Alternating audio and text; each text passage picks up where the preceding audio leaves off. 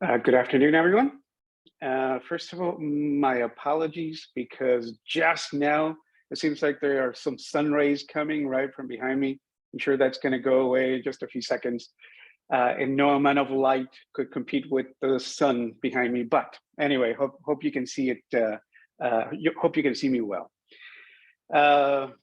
Turkey leftover, anyone? My name is Danny.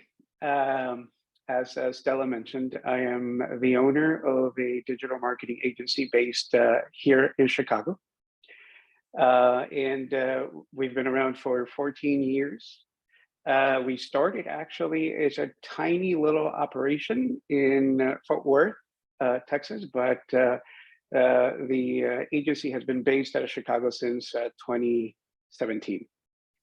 Anyway, thank you for joining us. And by the way, let me be the first to give you a little pat in the back to give you some congratulations because you're either here because you are a current business owner, you want to be a business owner, or anywhere in between. And according to the stats, according to Google, only 16% of the population in the United States are entrepreneurs or business owners. So you're part of that 16%. Even if you don't have your full business ready and going yet, you're in the beginning process. And that's more than a lot of people will do in their lives, only 16%. So pat on the back, congratulations for making it here so far. I also read somewhere that about 80% of the entrepreneurs come from families of entrepreneurs. I happen to be one of them. And I would like to find out of the people in this webinar, how many of you have family members that are entrepreneurs? Raise your hand here within the Zoom app. I'm going to give you a little bit of time so that you can find the option to raise your hand. I just want to see how many of you come from that background and if that reflects the overall stats that I've read. So I'll give you a moment so that you can search for that feature and raise your hand. And please, if you could also do us a courtesy of unraising the hand later on, so that we can give opportunity to those that have questions later on as well. As I was telling you that I actually happen to be or come from family of entrepreneurs. My father was a business owner, and my two uncles, his two brothers, were family owners as well. We've and I say we because I was part of some of the family efforts, and I've done a little bit of everything as I became an adult and became a positive member of society. We've had solopreneurships, family businesses, partnerships, so all kinds of stuff. But there's no question that when there is that familiarity, then it makes it easier for you to basically have the guts to start something from scratch.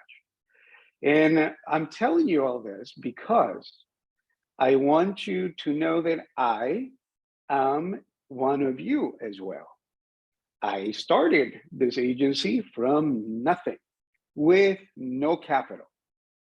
And I bet that a lot of you have been or are in the same position now.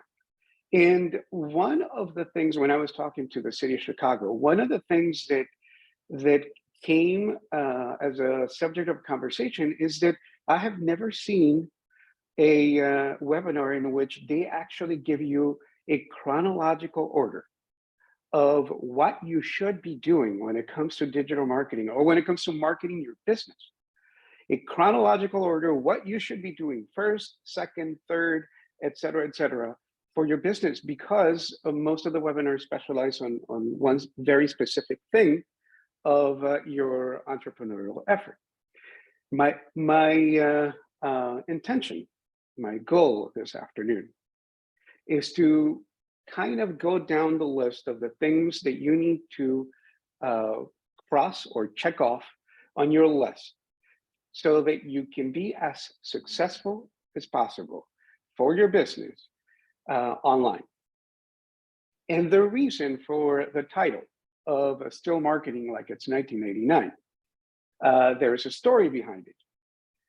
Because the business that I actually managed prior to starting my business in marketing, in digital marketing, was actually in a print shop. I was managing a print shop in Dallas, Texas. And print shops do a commendable work. It's a lot of work, very thin profit margins, lots of competition. But since we were doing signs and since we were doing printing, lots of new business owners would come in and would ask if we would offer website development for their new business, the ones that they were doing a sign for. And anyway, one thing led to another, and that's how this business got started. And that was in January. It will be 14 years from now. So it's been a long journey. But let's go back to the subject, which is, are you still marketing like it's 1989? Or is your business marketing like if it's in 2022 going on to 2023? And if you want to market like if it's 2023, here are the steps you need to take. So here's a little bit of what I was telling you that about entrepreneurship and how it takes guts to do that. Every business, and this is actually something, by the way, something that I want to bring or focus special attention to. Someone told me, and this was not while I was in this particular effort, this was actually in a previous business that I had. Someone told me that if you are not a business that is actively marketing yourself, you're a business that's dying a slow death. Now, it may sound a little overly dramatic, but there is some truth to it. Clients, there's going to be ways in which you can produce clients, whether it is foot traffic or whether it is referrals or whether it is different things that you can do within your local community. However, you need to, as a business, have a marketing strategy and a marketing budget in order to make sure that you're facilitating growth for your business long term. If you get to the point in which you had clients, but you are slowly screeching to a halt or have zero clients at that point, it's a little late to start your marketing strategy. And I do have clients that come to me at that particular moment. And it's a lot more difficult to start from that point. And it is much easier if you, from the very beginning, or when you were having lots of success, to develop that marketing strategy that is going to ensure that you're going to have continued success moving forward and actually experience growth long term. Now let's go into the actual chronological order of what you would need to do in order to achieve online success. As the owner of a marketing agency, I have clients who come to me in varying degrees of this particular chart. And if you are at one point or the other, you can definitely go back and take care of some of the things that you have left behind. But it is important for you to do so as well if you've left some on the table. And I'm going to go into the reasoning why. And one of the reasons why I brought up the fact that I have clients that come at different varying degrees, I have a lot of clients who come to us with a website, for instance. They already have a website, and they're looking to do paid advertising campaigns or marketing online, but they don't have a logo. And they don't consider that to be important. As long as you have an online store, an e-commerce website, and as long as you're running paid ads or you have a Facebook page, then it's enough. But there is an importance to having a logo and to having a corporate image for your business. It doesn't matter how small you are. You can develop a logo yourself if you're creative. You can find anywhere online people who can develop or create a logo for you, or you can come to a more established marketing agency that will not only create that branding image or corporate image, but also make it grow every single step of the way as you move forward. But logo is very, very important for your business. And it establishes two different things. It makes you look like a legitimate business. And I am not saying that you're not a legitimate business. But what I'm saying is that if you have a website or you have a company and you only have the name of the company, there is no icon, there is no logo, there is no branding, there are no color schemes, you will blend in with everyone else online. What you want to do is you want to stand out. You want to make sure that when people land on your page, they see your business card, they see your Facebook page, they see anything that has to do with you, they see, oh, wait a minute. You know what? It looks like this company knows what they're doing. They have a logo. They look very professional. They look like there is trust there that I can establish with this entity, with this business, because it looks like they know what they're doing. So that's the first thing. The second thing is that you want to establish some kind of connection with your client. Establish a messaging, whether it would be very upfront or whether it is a layered message that you're trying to convey in your logo. You want to portray what it is that you do. Maybe your messaging, your ethos, what it is that you do. A lot of times, the way that our brains work, we don't even look at what is actually written on that logo. But we look at a logo and we kind of can tell what the business does only by looking at the logo. And so it's extremely, extremely important for you to establish that branding, that corporate image as you start building your online presence. And yes, there is a way for you to make it all the way to paid advertising campaigns and have to go back to create that logo, but it makes it that much more challenging because you have to go back into your website, into all of your other online content to change your logo, to change your color schemes, to change all of that stuff to follow your logo. Make sure that when you're hiring someone to create a logo, it's not just a little, if you are in construction or if you are a contractor or something like that, that all they do is just put a hammer and your name on it and that's it. Even though that could work under certain circumstances, make sure that there is a rhyme and reason for the design that's being created for you. That way you get what you pay for when it comes to establishing that branding. If you, as a business owner, make it to a point in which you are making it big time, now you're not a small business anymore. Now you're a medium to large size business.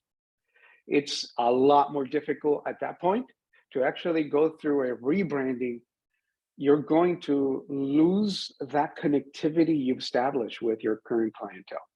So that's one of the reasons why I put branding as your number one.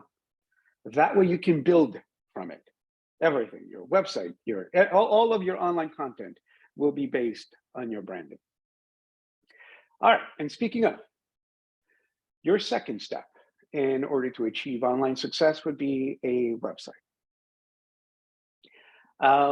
There are, in today's world, literally a gazillion ways that you can develop a website.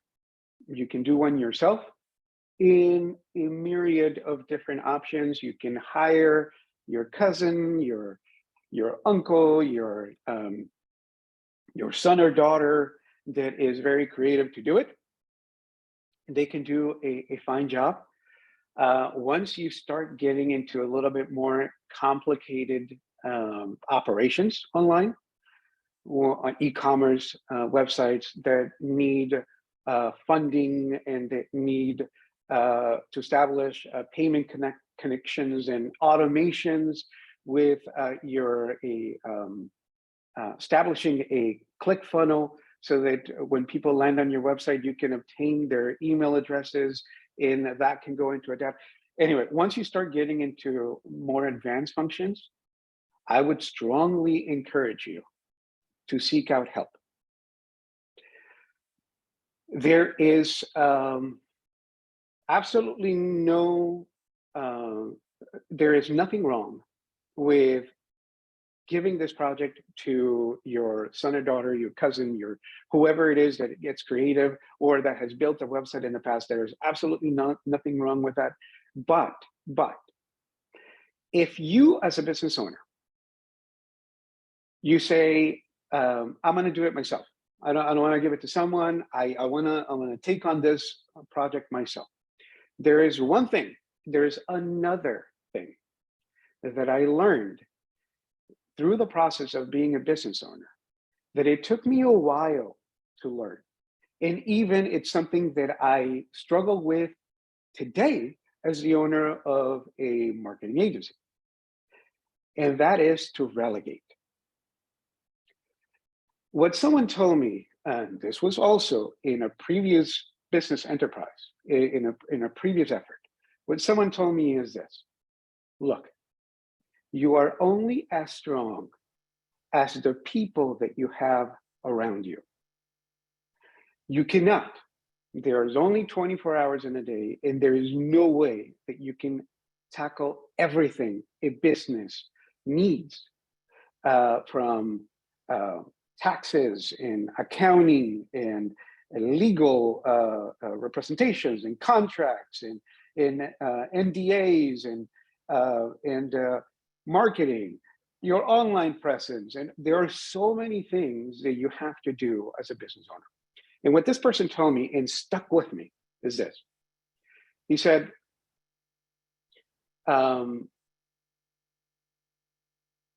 the people that, there's only a few things. I was trying to remember the right words.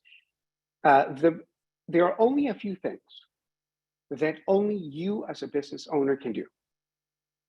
That's it. You can't give that to someone else. You can, if whether it is that hiring or firing, whether that is overlooking operations, whether that is looking or focusing on long-term growth or establishing relationships with new clients or whatever, there are a few things in your business that only you can do. Only you. There is no one else that will do it as good as you can. However, there are plenty of other things when you're running in operation, when you're running a business. There are plenty of other things that you can relegate to someone else. You can delegate to people who really know what they're doing. And so one of the things that he mentioned was, look, being a business owner is both a blessing and a curse. And I totally agree with him. It's a blessing because as a business owner, you are a go-getter. You've learned that if you really want to do something, you can do it.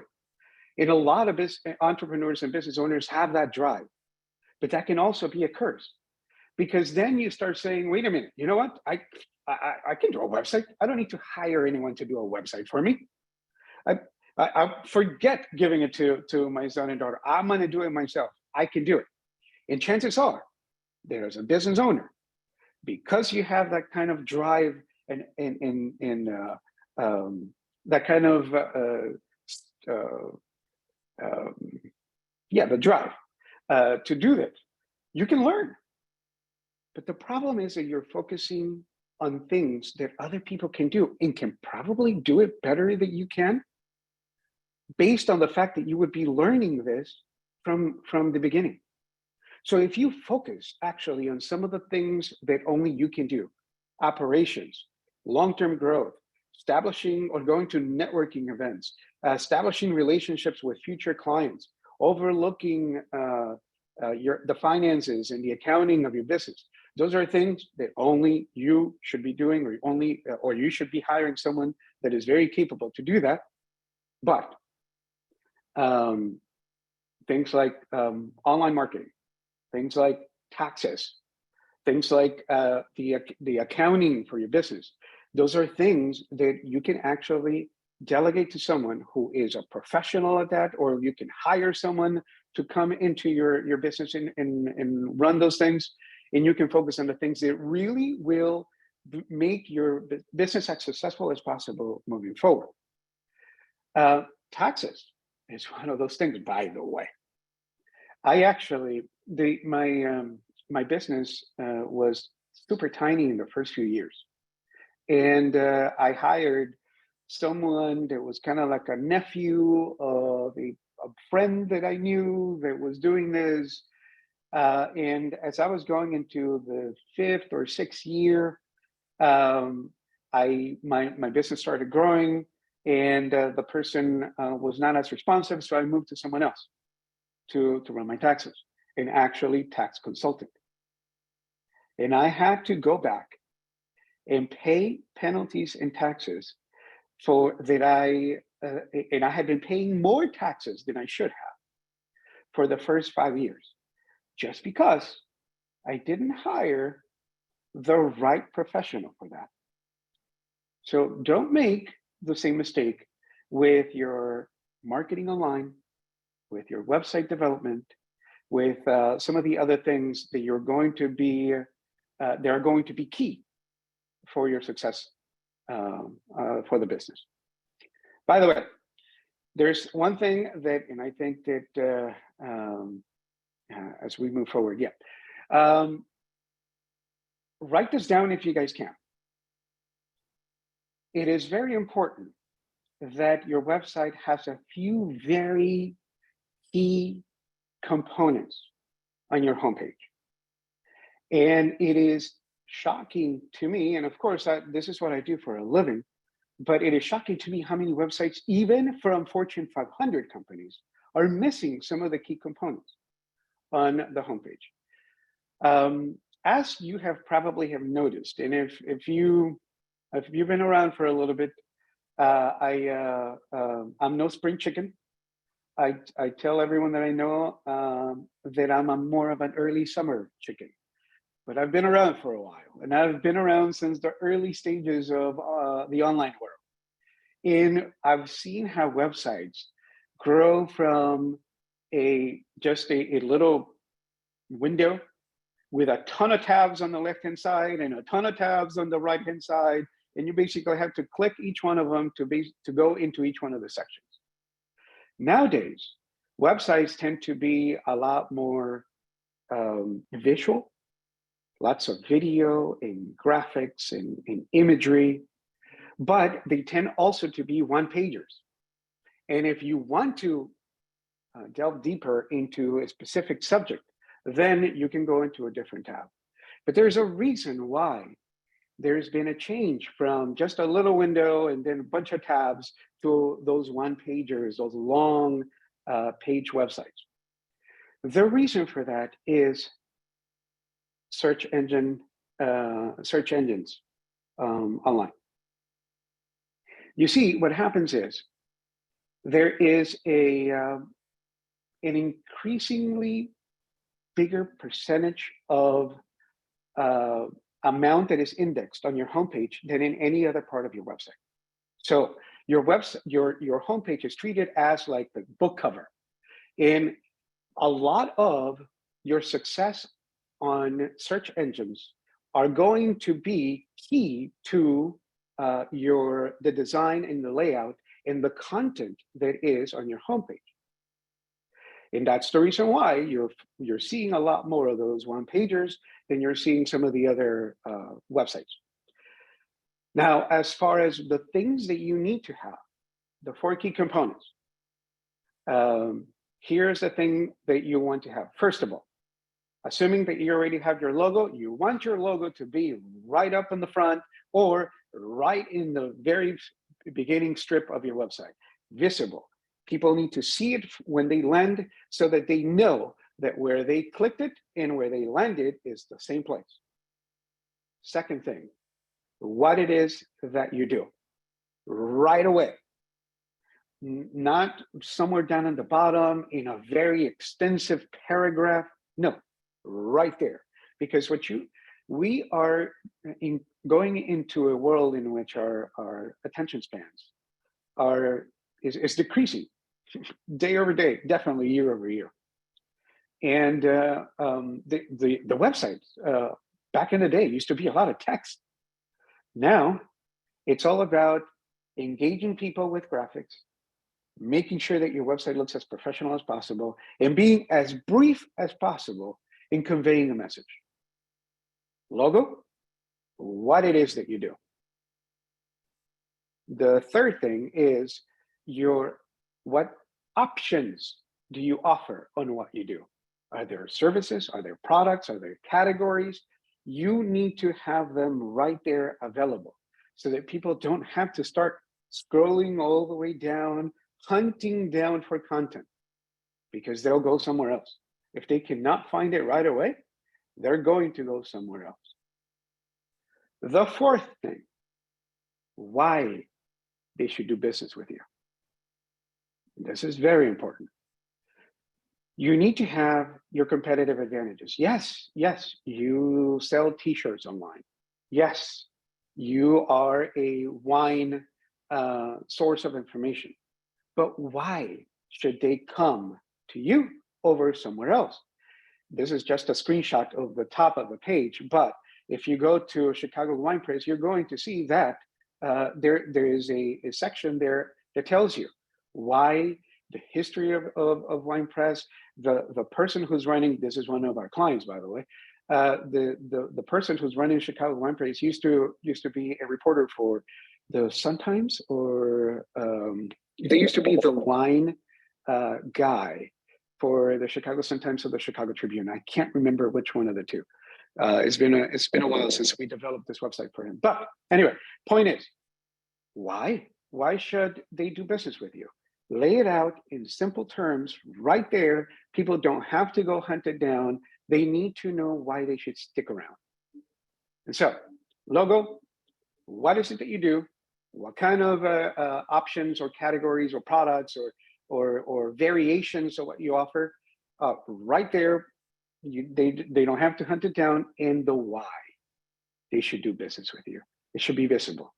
As long as you establish those very few things online, you're going to have not only a lot more success on conversions when people do land, and we'll get to that point a little bit later, but you can spend tons of money on paid advertising campaigns, or even on conventional marketing, on radio and TV and everything.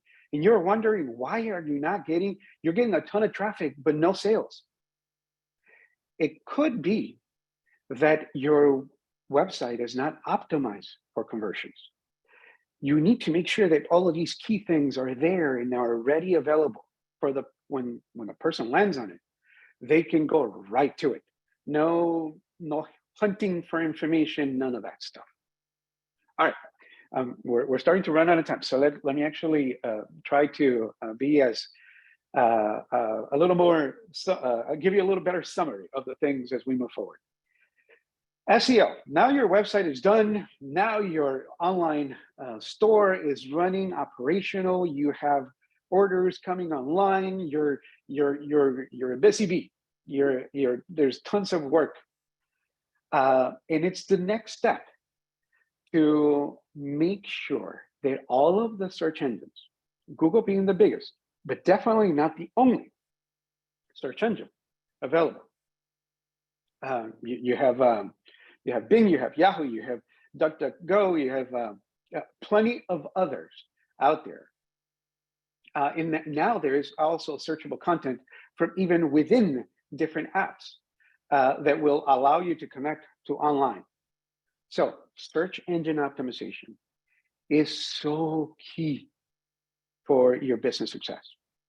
And a lot of people that come to us with fully developed operations that have been running paid advertising campaigns for a while, but they have not invested anything on search engine optimization. And it is a big mistake. What is it that you do whenever you're ready to go buy something? Whether it is Italian shoes, or whether it is a sandwich for lunch. You go online and you search for it. What's the, sandwiches near me, coffee places near me, Italian shoes near me. And if you've done proper search engine optimization, and I'm going to go into what it is, but if you've done proper search engine optimization, you are going to show up on the very first few results for that person's search. And believe me when I tell you, there is no better client that you could ever get than a client that is already looking to do business with you. You don't need to convince them to do business with you. They're looking for you. And just because you skipped the step, you're skipping on a gigantic market or a gigantic part of your revenue. So make sure that SEO is done on your website and that is done properly. But the problem with SEO, actually, before I go there, what is search engine optimization? It's the indexing, is preparing your website content, indexing it, configuring it, and submitting it to all the search engines so that they can read your content properly, so that they know what it is that you're doing, not only based on the content of your homepage, but also based on the back end, based on proven strategies that will help your search engine optimization, like FAQ schemas, for instance. I don't know if you guys have seen that sometimes when you're doing a search for something online, all of a sudden there are some questions and answers, and they're like, it's like a drop down, and you're searching for Italian shoes, and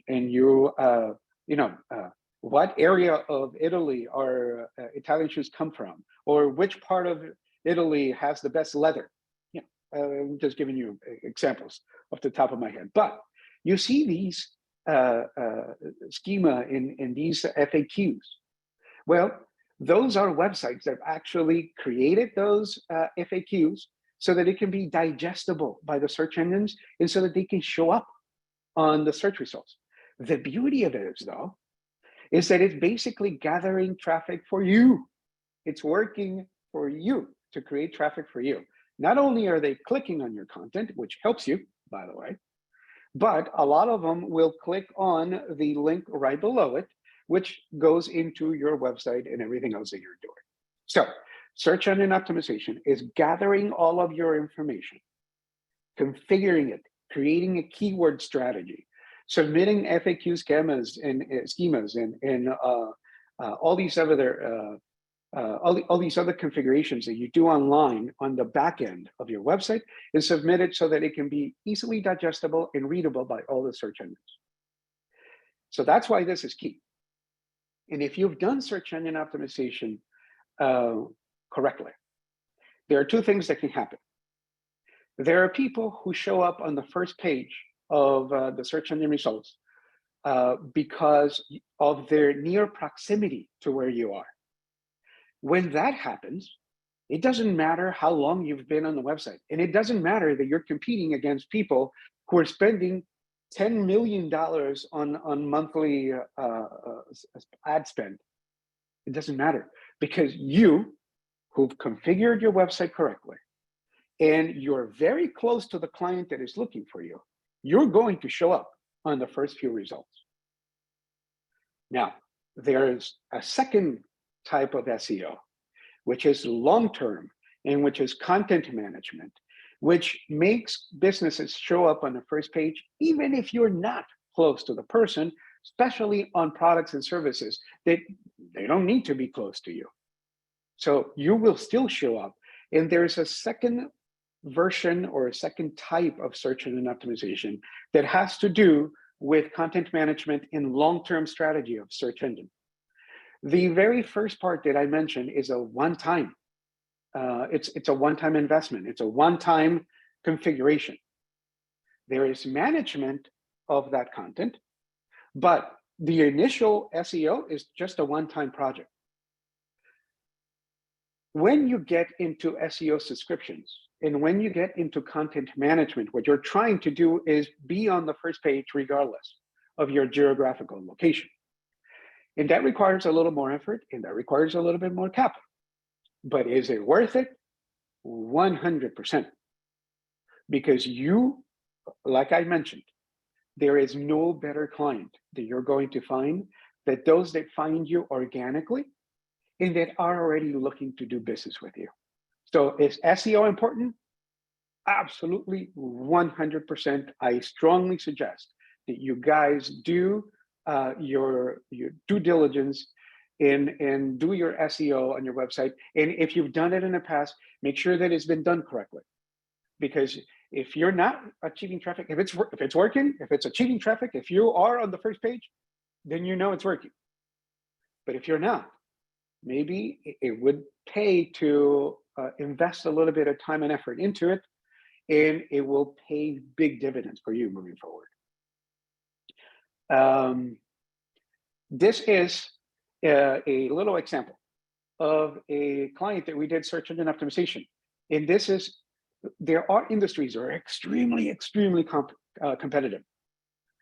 And the reason why I put this example here is because there's probably not a more competitive field than merchant services, because they are they're fighting each other over pennies or fractions of a penny.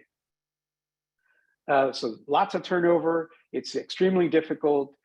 This particular client was spending $20,000 back in the day in cold calling and telemarketing services. And by redirecting a tiny fraction of that into a savvy, well-done paid advertising campaign in search engine optimization, they saved themselves over 80% of that budget, and they experienced much more growth that they were experiencing with telemarketing. So, and the reason why I give you this example, this actually happened, if I'm not mistaken, over 2 months. They barely were having any traction. Their website, only their family members and other people that know them were landing on their website. As soon, well, not as, sometimes it's immediate, sometimes it takes a little bit longer, but when you do proper SEO, you're going to see an increase in sessions, an increase in users, an increase in revenue, more importantly. So if you're not experiencing that, it may be time to revisit your SEO strategy. Let's speak about your Google Business Profile. Actually, let me actually drink something real quick. All right, let's talk about your Google Business Profile, which, by the way, a lot of marketing agencies will include your business profile as part of your SEO building because it's extremely important to it. This allows you to show up on that first page whenever people are looking for products or services that you offer and you are geographically close to them. Your Google Business Profile allows this to happen.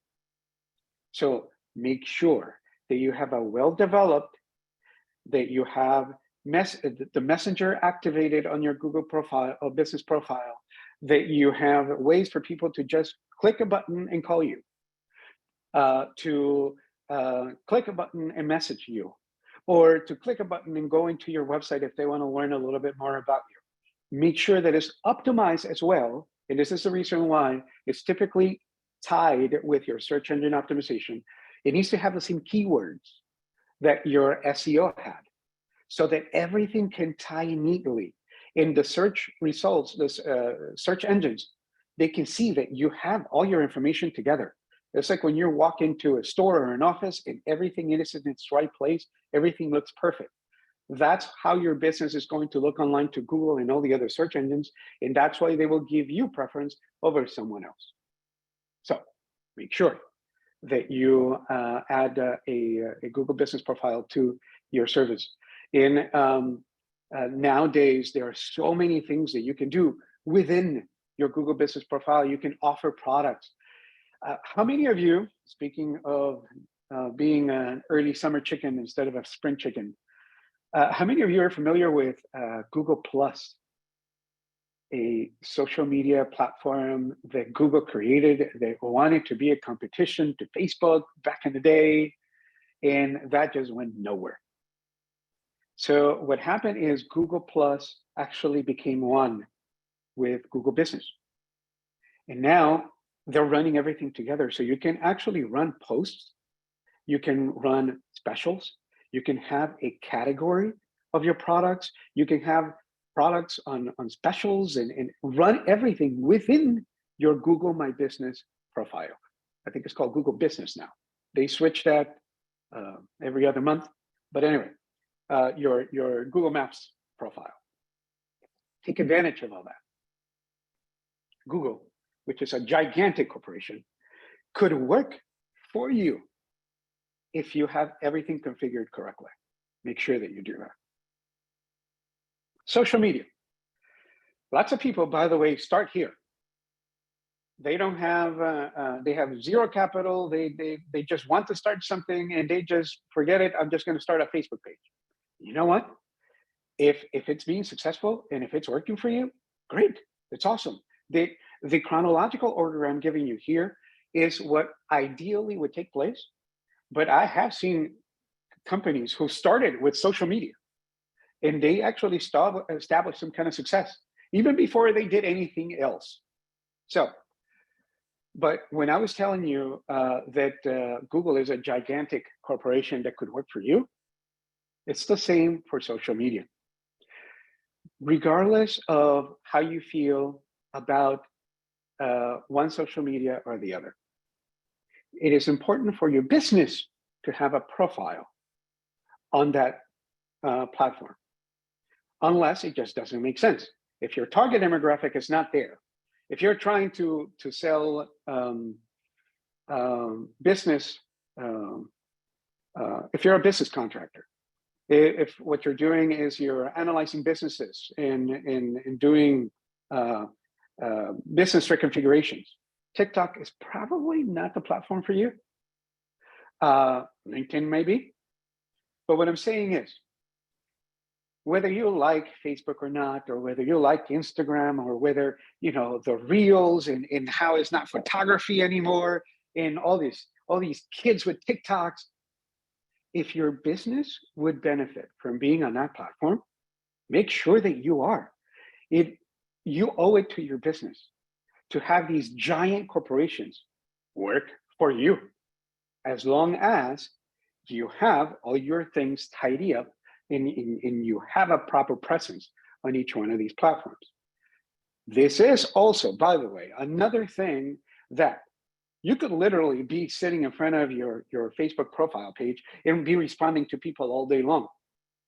Would the operations of your business be benefited long-term if you spend your whole day on Facebook? Maybe. But consider that someone, whether it is someone you hire, whether it is your son and daughter or nephew or whoever, or whether you hire an agency to do this, make sure that someone can focus on that while you're focusing on the things that only you can do.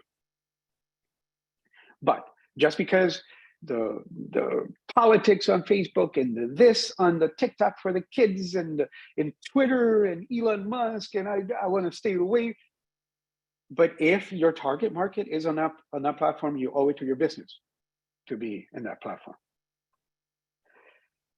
Paid advertising campaigns. All right. There are clients who come to me and they want to do this first. And what I tell them usually, not every single time, there are exceptions to the rule, but what I tell them is paid ads, if you're doing paid ads as one of the very first steps, you're doing a disservice to your business for one reason and one reason only. You're not maximizing the conversions of the traffic that you're generating. What happens? The typical journey when someone is trying to purchase, when they see an ad online, is they will look at something and they're like, huh, I need that actually. Or I was thinking of doing that. Or you know what, that's clever. I can get that as a Christmas present for someone. They click on the ad, and it takes them to your profile. But if your profile doesn't have a ton of followers, if they try to click on your website, but there isn't any, if there is no logo on your profile, and there's minimum information, you're working to create the traffic and you're creating it. But the problem is that a lot of the people who land on your marketing effort is not going to actually be a conversion. So yes, it's important to run paid ads. It's important. This is part of what I was telling you, that it's important to have a budget for marketing. This is an important part of that. It is, even if you're running not a ton of money into it, but it's important to always be branding and developing a market for your long term. It's important. If you, I don't want to sound overly dramatic, especially coming from a person that owns a marketing agency, but if you're not a business that is marketing yourself now, you're a business that's dying a slow death. If you're not growing, you are in regression. So even if your profits and your revenue stays even, you're losing revenue to your competitors. So make sure that you're always actively growing. But when you're running paid ads, you want to make sure that everything, all of your other content, your logo, your website, your Google Maps page, your reviews, your Facebook page, that everything, your Instagram, that everything is in order. So that when you are spending on paid ads and people land on your ad and land on your page, that they can, for those who want to roam around and see a little bit about your company, to see if you're legit, to see if you have reviews, to see if they can trust you, make sure that all of that is taken care of, because you're still spending the money and you want to make sure that the maximum amount of people can convert into actual sales. Now, for those who are doing paid ads, there are two typical, the two biggest platforms, Google and Facebook. Most people come to me with those two, but there are plenty of other options as well. I mentioned LinkedIn, especially if you're doing professional services. LinkedIn, it can be a gold mine for you. But there are other options as well. There are third-party options that a lot of marketing agencies will offer. They're proprietary software that basically will orchestrate and organize your target market, and it will convey a more complex messaging. Let me give you an example. Let's say that your target market is people who read the Wall Street Journal, who live in the downtown area of Chicago, who graduated from certain universities, who are between the ages of 35 and 65. I'm giving you an example here. But what you want to do is you only want to display your messages when they land on the Wall Street Journal. Well, you can do that. You don't have to show up anywhere else. You can show up in the Wall Street Journal to make your business as legitimate as possible. And it doesn't have to be the Wall Street Journal. It can be Popular Mechanics. It can be Psychology Today. It can be whatever it is. that is wherever your target market is, you can actually run your paid advertising there by hiring an agency that can do the third-party software and can create not only graphics, can create click funnel pages, and can create videos as well that will help illustrate and help sell. Instead of just a little text, trying to convince someone to do business with you with a text message or a text ad, you can get as elaborate as possible. I'll give you a perfect example. I had a client that came to us from Switzerland. They're actually doing a brand new racing bicycle, racing bike. And especially for this kind of market, you want to see what the bike looks like. You want to see it in action. You want to see how gorgeous it looks. And so doing a text ad on Google is a huge disservice to what you're offering. So it may benefit you to actually run a more substantial, a better targeted marketing campaign. And so this is something for you to keep in mind. And there are other social media where you can run ads too. And anyway, Snapchat and anyway, it can go on and on. Now let's move on to the last few things that I'm going to run in this webinar, but things that could be important for your business moving forward.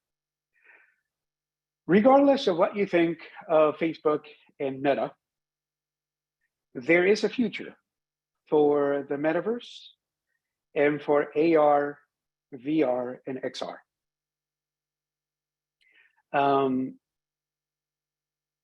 I tell people that come to me about AR and VR, so what is it and how can I take advantage of it?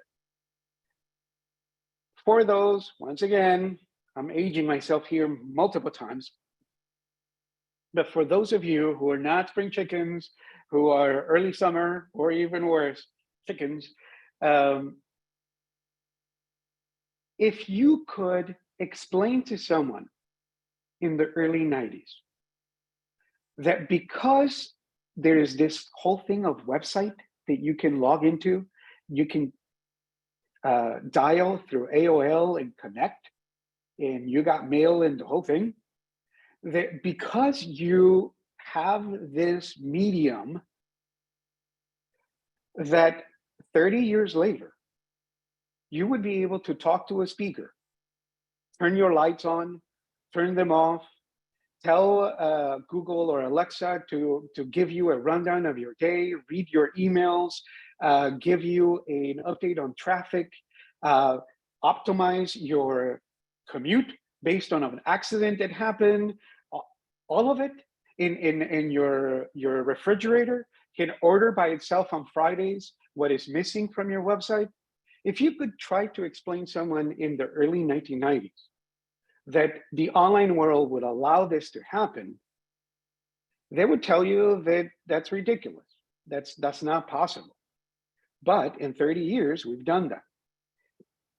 I don't know how long it's going to take. It could be next year when Apple is rumored to come out with their AR, VR glasses, or it could take 30 years, who knows? But the bottom line is that this is a medium that could definitely be used for the benefit of your business. And I'll give you a very easy example of something that is very easy and not as expensive to do. A Snapchat filter. If you go to Snapchat and Pepsi and Taco Bell and all these other companies doing all these filters with their logo and their branding and their stuff and give away a free taco when you do this, a Snapchat filter is not very expensive to do, but it can do amazing things if your target market is there. That's the important thing. And so, especially in 2023, once Apple gets into the game, you're going to see an accelerated growth in AR, VR, and XR. XR is actually a combination of both, of AR and VR. A combination of both would be, for instance, going into Instagram and connecting to an online store. You can actually be in your living room but you're walking into an online store, and as you move around your phone, you can actually be looking at all the things inside of the store. And by clicking on the things that you see, there's going to be a rundown on what that particular product is and how you can buy it. Anyway, it's exciting. It's what you can do within the metaverse. It's like trying to explain to someone in the early 90s of what you can do with the online world today. It's coming. Don't be the last one to the party. Be the first one there. Connected TV ads. This is something that I want to bring up to your attention. I know that we're kind of getting close here.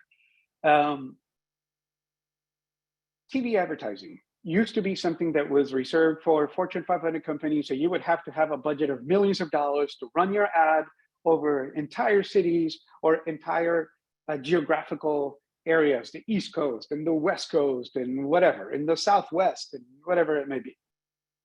That's no longer the case. Do you remember when I was telling you about proprietary software that can run your ad inside of the Wall Street Journal? With connected TV ads, with a limited budget, a budget that's slightly higher what you would be spending on Google and Facebook, you can actually run a TV campaign on connected TVs.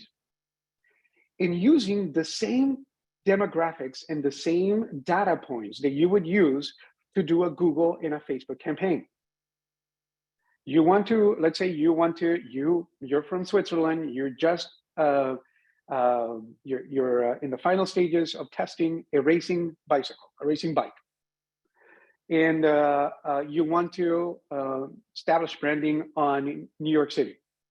Well, what you can do is you can actually go on ESPN, which is a place where a lot of people who practice sports go to, and run TV ads before or after a video that you're about to watch, or if you're on a TV, on the connected TV, before you start watching the content, you're going to see an ad.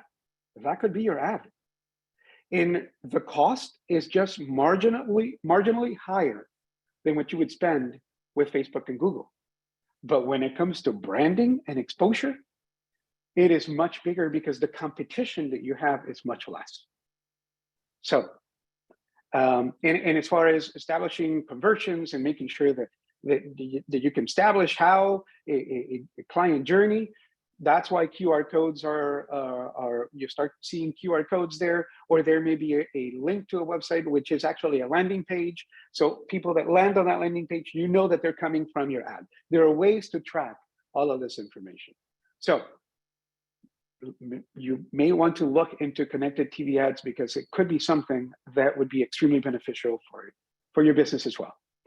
In the extended realities, we went into that already, the XRs and the ARs and the VRs, the Snapchat filters, and Facebook is doing that now. Instagram has started to offer some of these things, and it will only increase in its exposure, in its size as we move forward. I think that, oh, by the way, this is an example of what I was telling you. So Home Depot and IKEA and some of these other companies, of course, they were one of the first ones to the party because they have a limited budget. But we're getting to the point in which a small business or a mid-sized business can definitely run some augmented reality filters or apps so that you can engage your customers. Virtual reality. And anyway, about us, you can find our information in the comments or with the BACP website. If you have any further questions that I could help you with, I think that we are going to have a question and answer a session as well. But anyway, I'm here at your service, and so is BACP. Hope that you found this information enlightening, and the disinformation that you could take some little points from this presentation that can be of benefit to your business. That's my goal. And my goal is for all of us to be as successful as possible. I don't know if Danny, it's you have a few questions. sure. How long does it take for SEO to become effective? Yes, that's that's an interesting question that may have varying answers depending on a couple of factors. One of those factors is how many competitors you have. The other is how long has your website been around? If it's a brand new website, it's going to take a little longer to gather traction. There's no question about that. If your website has been around for a little bit and there is a foundation to build on, it may take a little bit less. But it all depends on several factors, including who you're competing against, how much they're spending on their SEO, what kind of how competitive or how effective those who are competing against you have been.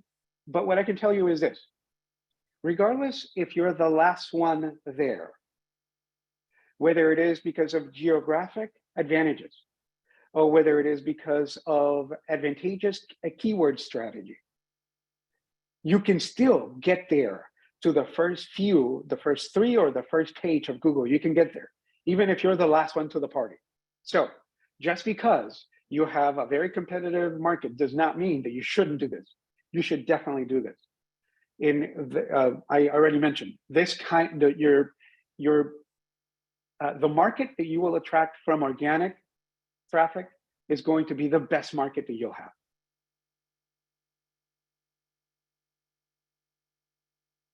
If the number 2 ranking has a domain ranking of 56 and 12 clicks a month, how fast can I get to page 1?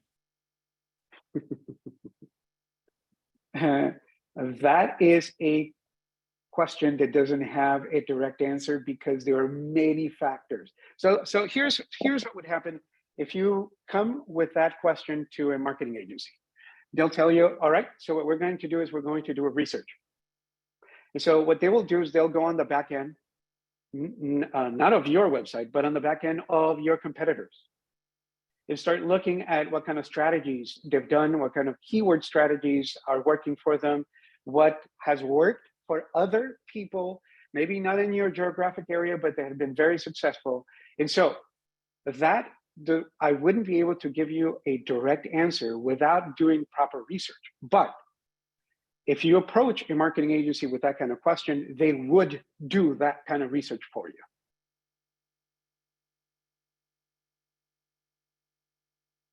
What sort of strategies would you advise for businesses that offer services in a fixed place, such as a daycare center? Everything that I mentioned in this presentation. Here's the reason why. Your branding applies. Your website, you want to have a website that looks as professional as possible. If people are going to be trusting you with their kids, they want to make sure that you're a legitimate business. Search engine optimization, because of geographic advantages, you want to make sure that your SEO is configured correctly. Paid ads. There may be people that are in the near vicinity, but they've never done a Google search. And they may be okay with their current daycare, but they see an ad of you, either on a TV ad or on Google or on the Wall Street Journal. And they'll say, hey, you know what? I should look at other daycares. I've had enough with the one that I have, or whatever it is. Or I want to find someone that's closer to me.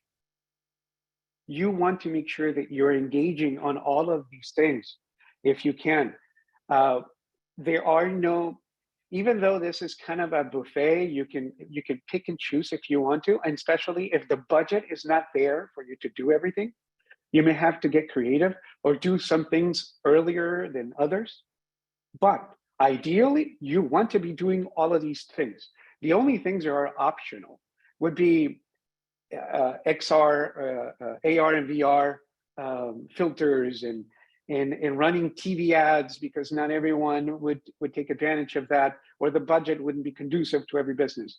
But ideally, regardless of whether you're a taqueria stand or whether you are a university, you want to be doing all of these steps.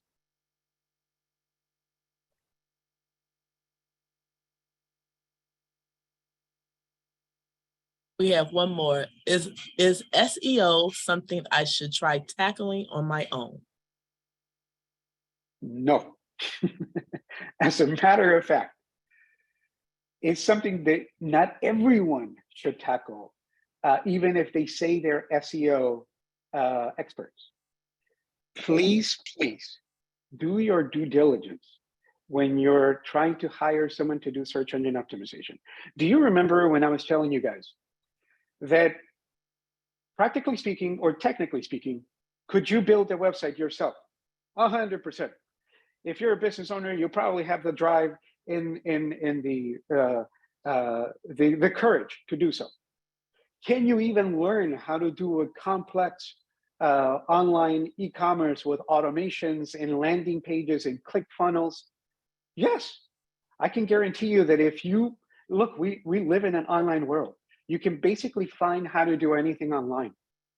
But are you doing a service to your business by tackling developing a website over perhaps things that can build that only you can do, that can build your business that much faster, that you don't trust anyone else doing, that you should be doing? SEO is much more complex than just building a website. And there are places like Wix and Shopify and Squarespace that have SEO tools that can help you, and that can help. But if you don't know what the keywords are, if you haven't done proper research and looked under the hood on what other SEO efforts they are successful, and practice some of those things with yours, you're basically just wasting your time. Yes, there is a way to do an SEO configuration, a basic SEO configuration on a website on a lot of website builders. But that just because you did it doesn't mean that it's going to be a winning SEO strategy. This is extremely key for the growth of your business. If you're doing plastic surgery, for instance, you're fixing your nose, you're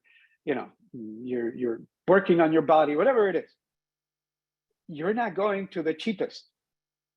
You're going to the person that has the most experience, that knows what they're doing to do that kind of thing. Your business can facilitate your next plastic surgery and even your kids' plastic surgeries once they become adults. My point is that these are very, very important things for your business. Don't try to tackle some of these very complex things on your own. You can do it yourself, but it doesn't mean that it's going to be effective.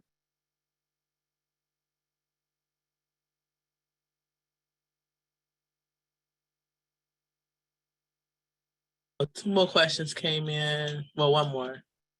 Can you make a suggestion for SEO for a small starting budget? Suggestion. Are we talking about how much they should spend on SEO? Maybe, yeah, I would say yes. That's also a complex question. So what will happen is this: SEO is split into two sections. One of them is the initial coding, indexing, and configuration of your website and the submission to all the search engines. That's a one-time project. People who do monthly SEO, what they may be doing, I'm not saying that they are or they're not, but what they may be doing is managing that content on a monthly basis. In other words, they didn't create everything at once, they're doing it little by little. So instead of doing a huge investment in the beginning, you're paying monthly. But the reality is that the indexing, coding, configuration, it's a one-time project. It's done whenever your website is being completed or whenever you're submitting your website, doing a resubmission of your website to SEO. What is an ongoing SEO is developing content everywhere online for your business. Let me explain that. You've done the initial coding. You have a keyword strategy. You know exactly who your target market is. You're you're trying to target a very specific audience. Then you start implementing that on content management. And so you start developing that same strategy or executing on that strategy on Facebook, Instagram, LinkedIn, on Google My Business, on all of these different things, and using some of the hashtags and keywords that you've utilized for your SEO. That is an ongoing SEO management. And how much you should spend, it depends on how much content is being created. A total marketing strategy, a complete marketing strategy, would include content management on social media, email marketing campaigns, click funnel efforts, blogging. By the way, I forgot to talk about blogs. It's so important for your business. And let me be as brief as possible on this. When you're submitting a website to search engines, you're submitting one website. That's all you have. And if what you're trying to do is develop more than one website to try to monopolize a certain section, you're wasting your time, because that's going to be a ton of money and it's not going to achieve your desired result. But you have one website. However, blog content is indexed by all search engines as individual pages. So if you are running a blog and the blog is actually insightful, it's very informational, it's attracting a lot of traffic, it's creating buzz, each one of those pages of your blogs, it's actually becoming a search result on your search results. So we've actually done work for clients in which the top 4 results are our client is their website and several blog posts, because it's something very specific that the client was looking for. And that was tackled not only on their website, but also on several blog posts that they've created. So blog is extremely important, but the blogging, it's part of an ongoing SEO strategy. Now, how many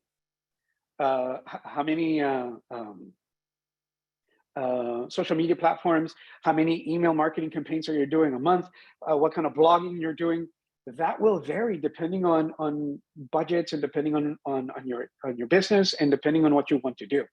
So how much you should spend? I can tell you that averaging prices go anywhere from a very starter basic package of about $500, anywhere to several $1,000s of SEO, ongoing content management and SEO.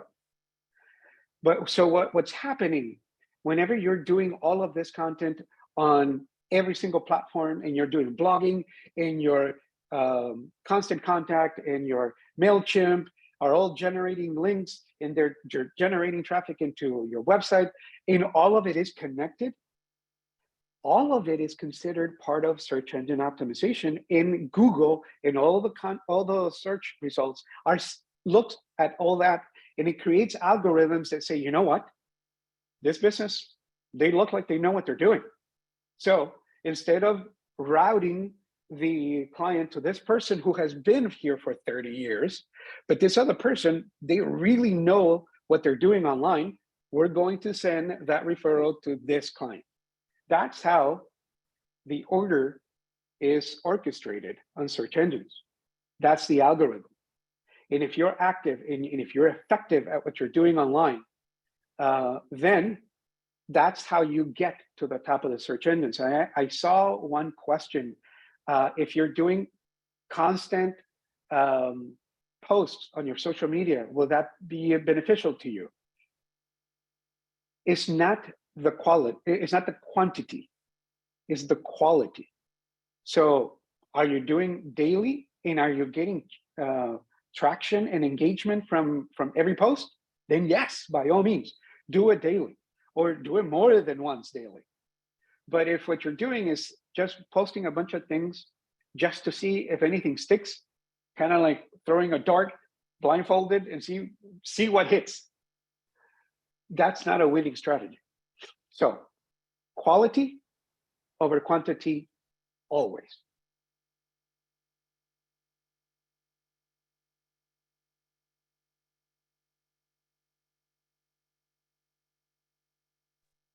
We have time for like 2 more questions because they're coming in now. Sure. How important would you say a custom logo is and its effectiveness versus an updated, redesigned, generic alternative? I will tell you, well, but here's the thing. I'm not going to give you an unbiased opinion. I'm going to give you a professional opinion from someone who actually does this for a living. But if you're asking me, extremely important. Because even before they start, let's say that someone looks at a logo on a paid advertising campaign, or sees something on Google Maps, or looks at something somewhere, a flyer or anywhere, it doesn't matter. And the logo not only looks professional, but it conveys a message, not only your ethos, but what you're for and what the goal is of the transaction. Logos can be very complex. It may look like it's just a simple image, a little icon on top of a name. But the reality is that a lot of the very effective logos, there's a lot of thought that goes into it, a lot of strategy that goes into it. And your goal is to hit the ground running when people land on your website. In establishing a connection, a very human to human connection by just looking at a logo, it's a winning strategy. When they land on your website, you already hit the ground running. They already are like, huh, I'm intrigued about this, guys. They look like they know what they're doing. I kind of see that this logo might be something, might be a company that is offering what I'm looking for. Perfect. That logo did its job. And whenever you're just putting a hammer with your name on top of it, will it work? Yeah, it can. Will it be as effective as it could be? Probably not. And so that's where establishing a positive, effective corporate branding can be extremely beneficial for you.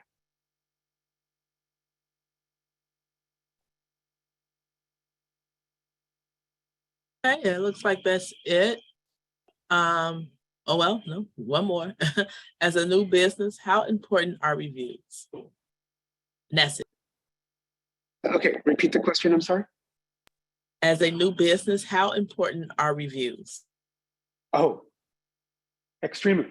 And by the way, this is not only for new businesses, this is for every business, regardless of how old you are and regardless of where you are in your entrepreneurial journey. Reviews nowadays are extremely important, not only for SEO, but also for the simple fact of convincing people who land on your online presence to make sure that they can do business with you. And I saw a question that is related to it. How do you know when a marketing agency is qualified to run SEO? Simple. Read the reviews. If companies that you've worked for have had a lot of success, then that's a company that you should be working for SEO. Here's the reason why I say that. You can have all the certificates in the world. You can have Google certificates and Bing and Apple certificates and this and the other and certifications for that and the other. Have they actually done this for a client before? The only thing that will be able to tell you that is by reading the reviews. Make sure that you go and read the reviews, that you can see that they know what they're doing, and that's how you gather, or that's how you can determine that the marketing agency is right for you. But reviews, extremely important. And one of the things that I did not close the loop on is for search engine optimization. You can be doing everything else right. Everything else is perfect. You have a proper SEO, you're running content management, you're doing paid advertising campaigns, you're doing connected TV ads, you're even running Snapchat filters. But people land on your Google Maps page or your Facebook page, and your reviews are 2.1 out of 5. It's not going to work.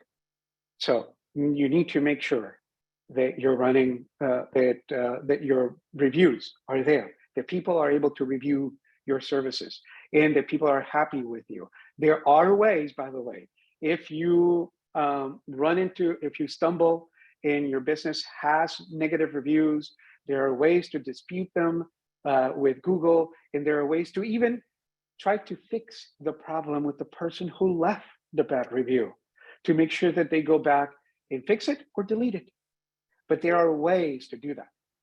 By the way, another thing, do not accept people who approach you and say, I can post reviews, positive reviews online. Google picks up on those things, because whenever a bunch of reviews are coming from the same IP address, your profile will get banned or will get penalized. So everything that you're doing for nothing. So beware. If someone's offering you a shortcut, if it's too good to be true, it's because it is.